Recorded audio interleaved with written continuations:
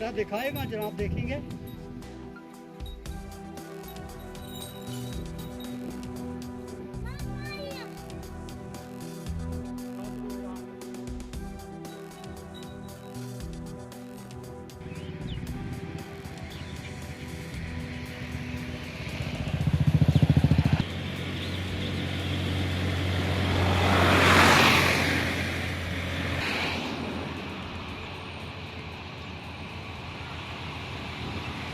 जो ये अभियान चल रहा है, जो ये प्रोग्राम चल रहा है, मिशन प्रोग्राम जो इन्होंने शुरू किया 2000, उससे पहले निर्मल भारत अभियान शुरू किया था 2009 में, और उसके भी जो फेलियर थे, उसके बाद एक टारगेट रखा 2014 में,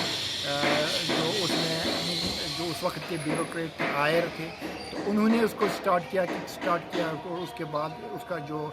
टारगेट रखा है 2019, तो उसमें भी जो इनका फेज़ 1 फिर आया तो फेलियर्स हुए, कंप्लीट नहीं किया। जहाँ पे सरकारी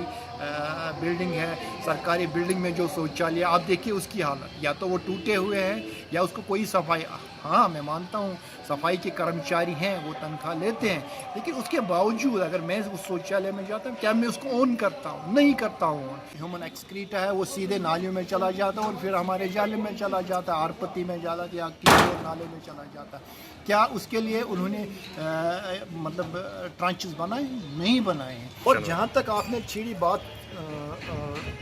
ये अभियान की, सफाई के अभियान की, तो ये it is running through a policy failure और एक पैरालिसिस हुई है इसमें, तो इसको ट्रांसलेट नहीं किया जा रहा है ग्राउंड लेवल पे। और आज ही का दिन जो गांधी जी का दिन, when you are talking of a symbol of a person जिसने हमेशा जो क्या कहते हैं इसको,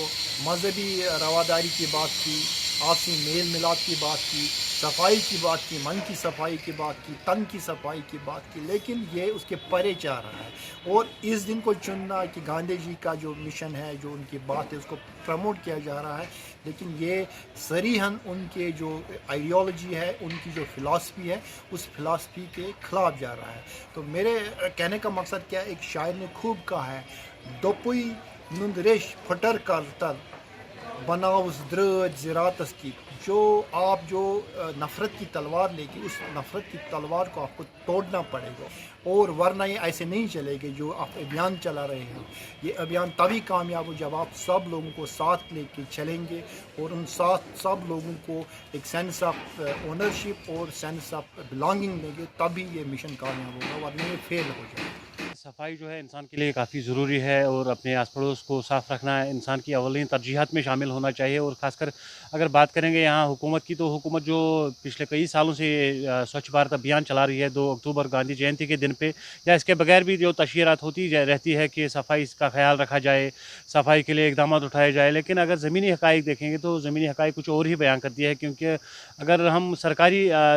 दफातरों का देखेंगे या म्युनिसिपल हुकाम का देखेंगे, तो पहले वही लापरवाही का शिकार होते नज़र आ रहे हैं। क्योंकि अगर अंतरा की बात करेंगे, बहुत सारी ऐसी जगह है, चाहे बात करेंगे हम रिवर बैंक्स की या